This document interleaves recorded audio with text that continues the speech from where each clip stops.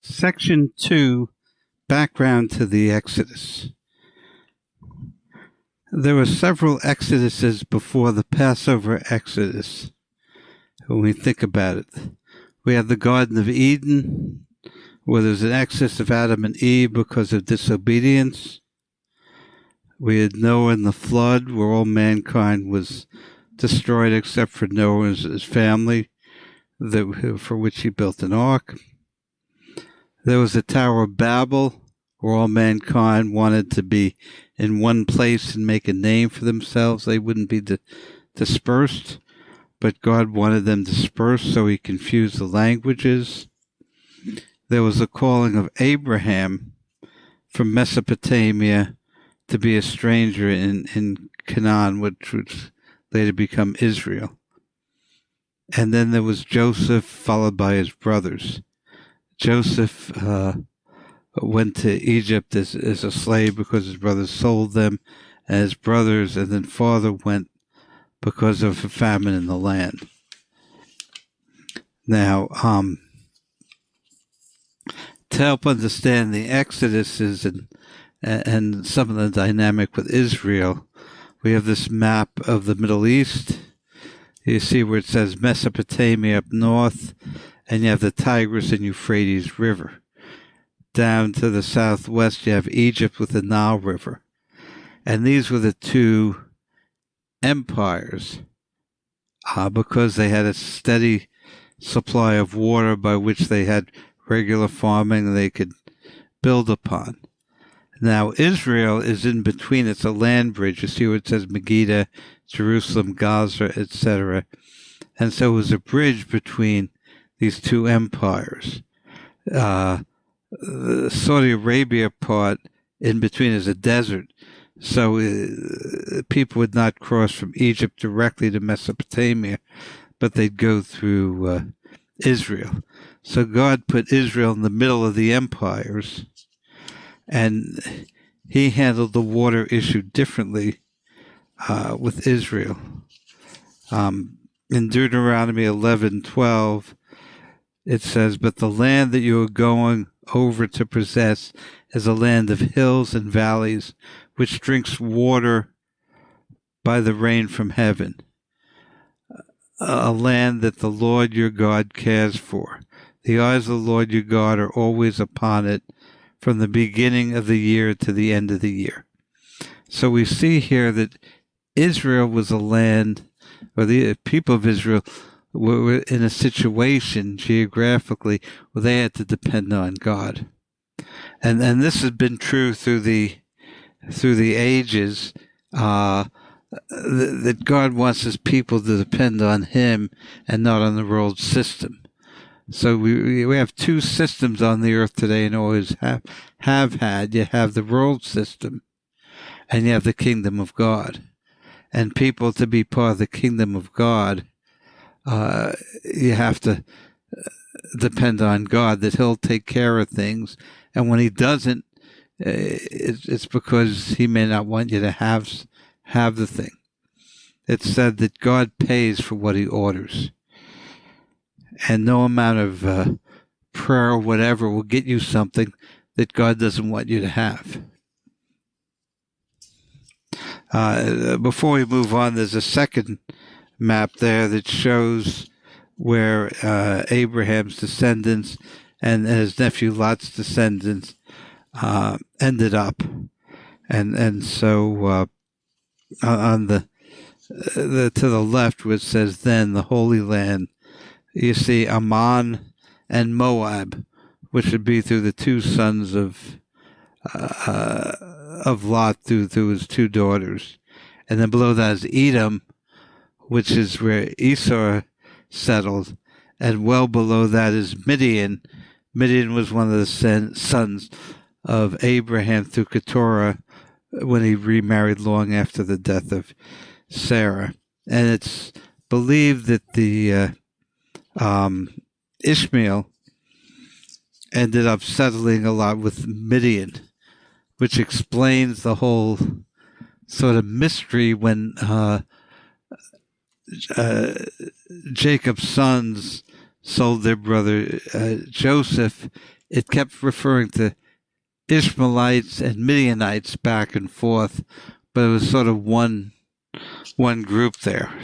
I had never understood that till I noticed that recently. Now let's move on this background to the Exodus, to the calling of Abraham. And really, why did God call Abraham? After Tower of Babel, the nations were scattered, but none of the nations were really serving God. And a lot of them were ruled by what we would call, they all ruled by what we would call the principalities and powers, by demonic type things. And you say had all the pagan worship, etc., etc. So God wanted a nation that would be his. And so he called Abraham. And I want to make a few points about that. There's a well-known verse in the beginning of Genesis 12.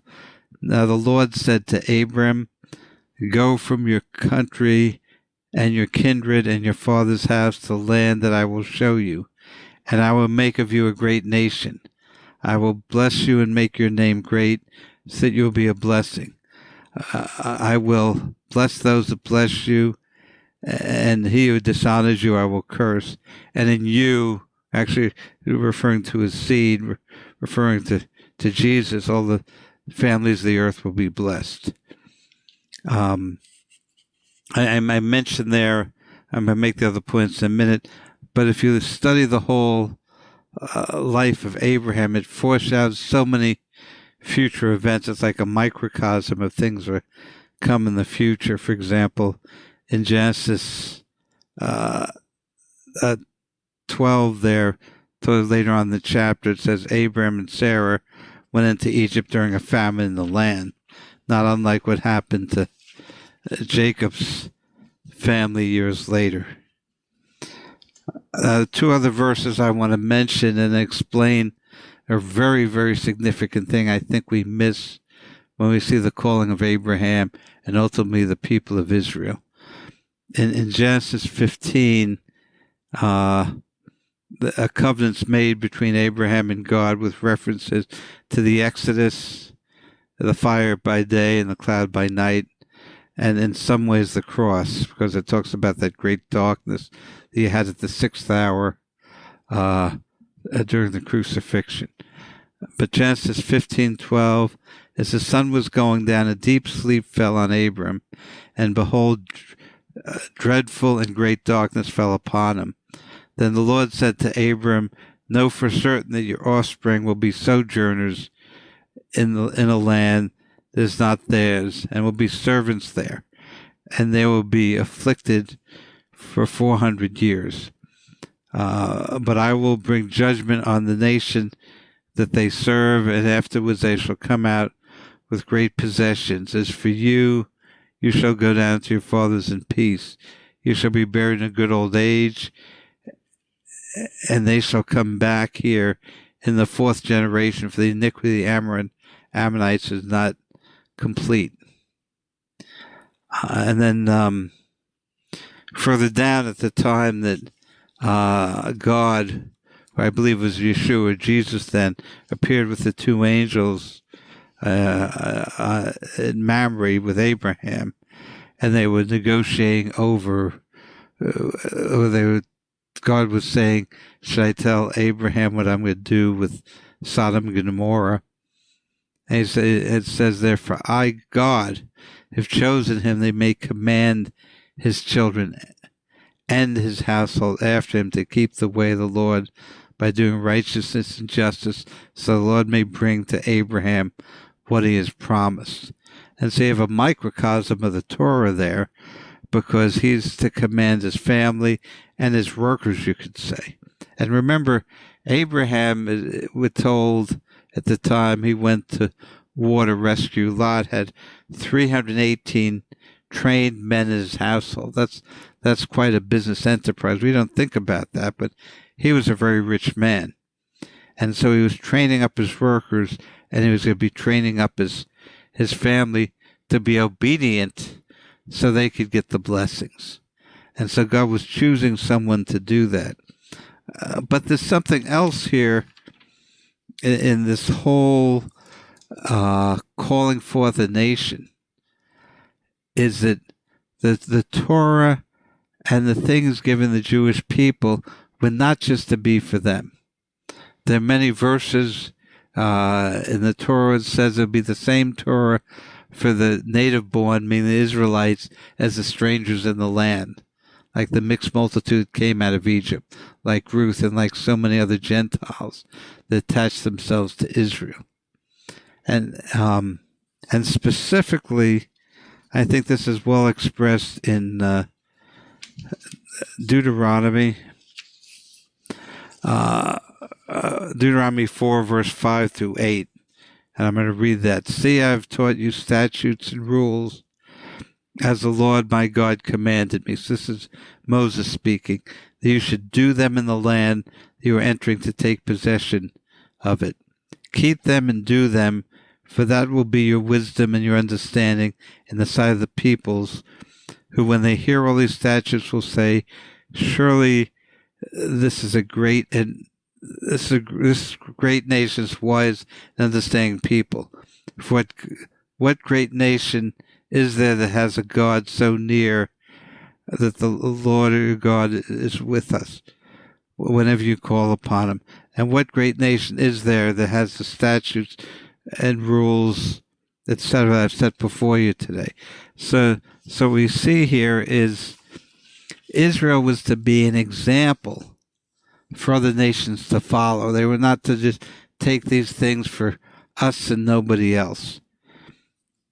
And unfortunately, what happens today is a lot of Jewish people get their identity from the things they were supposed to be shared with the nations, and a lot of Gentile Christians are not interested in those same things. But that's, as we'll see later on with Paul in Romans 10 and 11, that's not the way it's supposed to be. And that's really, I think, preventing a great revival from happening. And we'll go over that towards the end of the last session here. Also, Genesis 22, we have the story of the binding of Isaac at Mount Moriah, which is where the cross was. And that's definitely a foreshadowing of the cross. Now, the last section I want to go over briefly before we get into the next part with the preparation of Moses is with Joseph and his brothers. One thing to realize, Jacob had a very dysfunctional family. And so if God could use Jacob and his family, he could use anybody. I mean, the firstborn son, Reuben,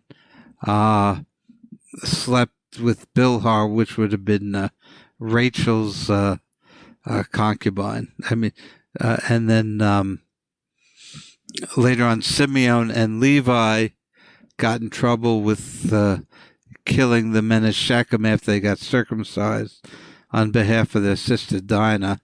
And in Genesis 49, 4 and 5, you see how God deals with Reuben and with Simeon and Levi. That talks about Reuben being unstable as water, and how Simeon and Levi will be scattered in Israel.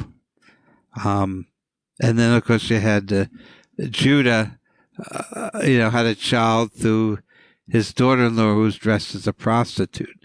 So these are not great family things, but God still worked through them for his purposes. Now, Joseph himself, if you think his mother is Rachel, and when they left Laban, and Laban chased after them and was looking for his household idols, Rachel was hiding them, and Jacob sort of cursed his wife unknowingly, said whoever would have those idols would not live, and so she died when she gave birth to Benjamin, but she said it was her the son of her sorrows, and then Jacob remained him as the son of his right hand.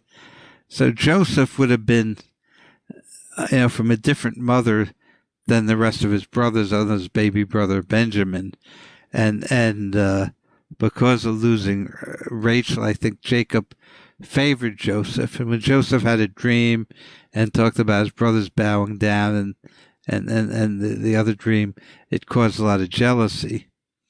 And so that encouraged them when they had opportunity.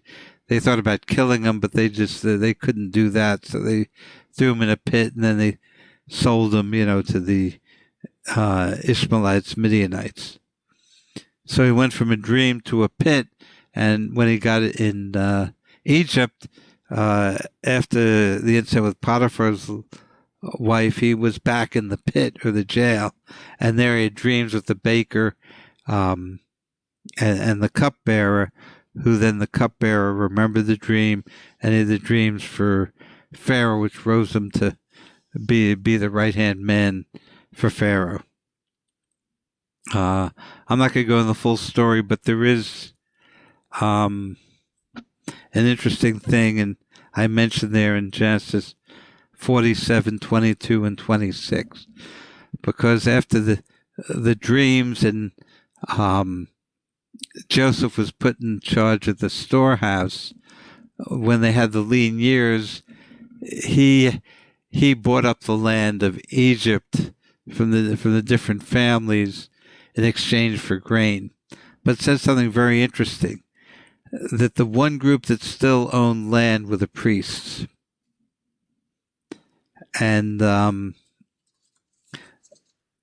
so that was very interesting, because the priests in Israel were the opposite. They were not to own land. And the other thing I think about, when you had the plagues, the first two plagues on the blood and on the frogs were duplicated by the magicians, who would be part of the priestly class. And I always thought, why would the magicians, and the priests, if they cared about their people in Egypt, duplicate a plague against their people? But I realized in the world system, you have what we call today the deep state. You can have the deep state, you can have the deep church, the deep synagogue, the deep medical community. You have a lot of groups of the world system run by people that are more interested in maintaining their power than really caring about folks. They'll mouth to care about folks to get them to participate in what they're doing. But there's not a commitment to really changing lives. Whereas in God's kingdom, it's the opposite. The greatest of all be the servant, and we're to serve other people. And so it's an opposite spirit. And so those are concerned about the deep state we've seen in America the last few years.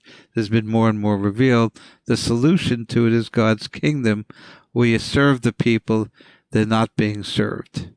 And I'll share a little bit more of that towards in our last session. And the next session will be on the preparation of Moses in Egypt.